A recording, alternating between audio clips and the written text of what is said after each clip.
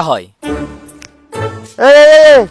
তানবীরের ভাই না? হয় হয় আমি তো তোমারে খুঁজি। তোমার ভাই বাড়ি আছে? হয় আছে তো। তোমাকে বাড়ি মেলা দিন যাই না তো, তাই আজকে যাচ্ছি। আচ্ছা চলো। কি এই খাদকগুলো আবার আমাকে বেরিয়ে যাচ্ছে? এই বিষয়টা তো বাইরে ক্ষতি হচ্ছে না, এই পাশে যাওয়া যাবে না।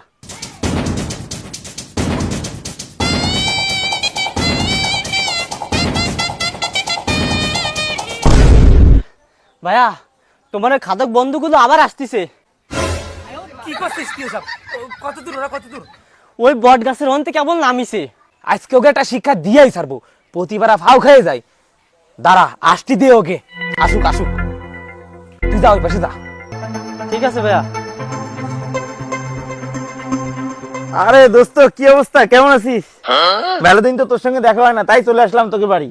এ বেটা, তুই যে কইলি এইবারই আইলে মগু একসের আপন করে উল্টেই লইবে, এদি মগু লাগে ঠিক মতো কথাই কয় না তোর বন্ধু।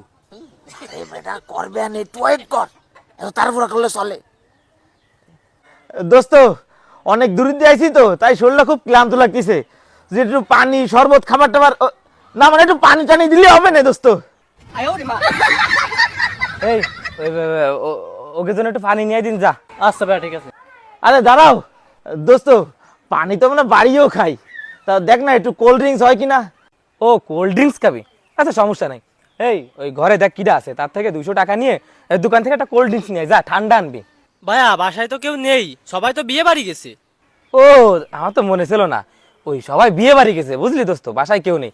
তুই এক কাজ কর, তুই 200 টাকা দে, তোরে আবার সবাই আসলি আমি তোর টাকা তোরে দিয়ে দিবানি।